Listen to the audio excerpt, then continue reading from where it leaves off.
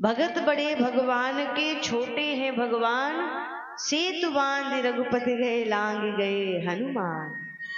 हनुमान जी भगवान के भक्त हैं।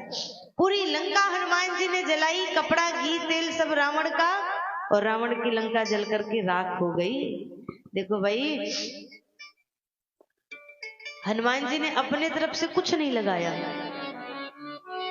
जो दूसरों का हमेशा नाश करना चाहते हैं ना, जो दूसरों के प्रति दुर्बुद्धि रखते हैं, कुबुद्धि रखते हैं, उन्हें नष्ट होने में तनिक भी समय नहीं लगता।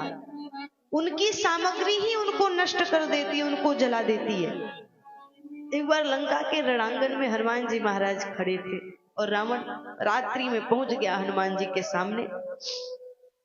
हनुमान जी तो बेचारे खड़े खड़े भगवान का स्मरण कर रहे थे, और रावण बोले हनुमान जी की पूंछ से जलता था, तो हनुमान जी की पूंछ को उखाड़ने के लिए पहुंचा।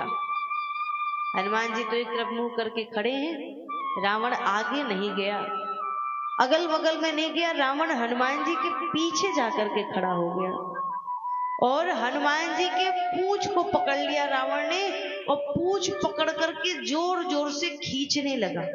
किसी ने हनुमान जी से कहा, हनुमान जी लड़िए भिड़िए, रावण से युद्ध करिए। हनुमान जी ने कहा, नहीं, मुझे लड़ने भिड़ने की, युद्ध करने की आवश्यकता नहीं है।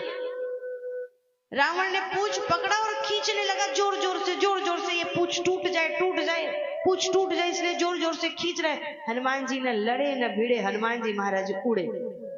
और हनुमान जी जब उड़े तो रावण हनुमान जी की पूंछ पकड़े पकड़े, महाराज ऐसे पूंछ पकड़ा हुआ है, और हनुमान जी के साथ साथ रावण भी उड़ रहा है। अब तो बोले कितने देर तक पकड़ करके उड़ेगा। 2-4 मिनट बाद जब हाथ थक गई, रावण थक गया, ऐसा लगा कि अब हाथ फिसल जाएगा, छूट जाएगा, गिर जाऊंगा मैं नीचे, तो कहने लगा, हे भोले बाबा ये पूंछ कहीं टूट न जाए, हे भोले बाबा ये पूंछ मेरे हाथ से छूट न जाए।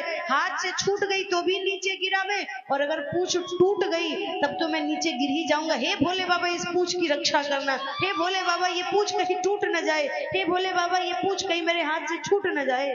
तो स्वामी जी ने कहा, रावण, हनुमान जी संत हैं, संत, और जिन संतों के चरण पकड़ने चाहिए, उन संत की पूंछ को पकड़कर प्रतिष्ठा को उखाड़ने की कुचेष्टा करोगे तो यही होगा।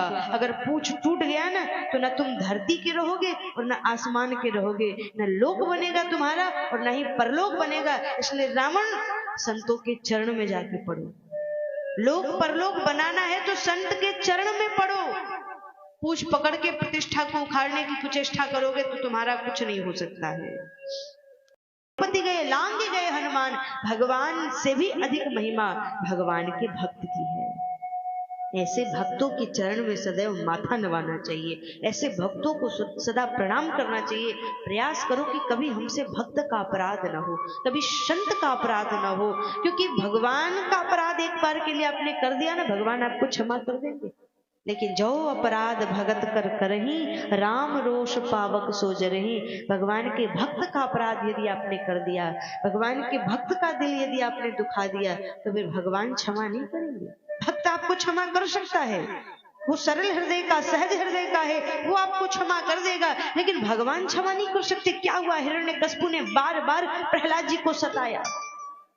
कभी अग्नि में जलाने का प्रयास किया, कभी जल में डुबाने का प्रयास किया, कभी जहर पिलाने का प्रयास किया, कभी पर्वत से फिकवाने का प्रयास किया, और अंततः बोली जब अग्नि में जलाने का प्रयास किया ना, होलिका जलकर के राख हो गई। हनुमान जी का कुछ नहीं, प्रहलाद जी का कुछ नहीं बिगड़ा। और जब हद हो गई तो भगवान नरसिंह अवतार लेकर के आए और हिरण्यकश्यप का वध किया। प्रभु ने प्रहलाद जी को अपने गोद में उठा करके दुलार किया, प्यार किया। कोई भगवान के भक्त का अपराध करे वो भगवान से मंजूर नहीं होता। इसलिए भक्तों की महिमा को स्वीकार करिए, और जितना जल्दी स्वीकार कर लेंगे आप उतना ठीक होगा। एक न एक दिन आपको भक्त की महिमा स्वीकार करनी पड़ेगी। हम लोग भक्तमाल में जिसकी कथा श्रवण कर रहे हैं वो है भक्तराज नरसिंह मेहता, भगवान के परम भक्त, परम अकिंचन भक्त। नरसिंह जी की कथा हम लोग सुन रहे हैं। महाराज, दुष्टों ने कितना प्रयास किया नरसिंह जी को अपमानित करने का,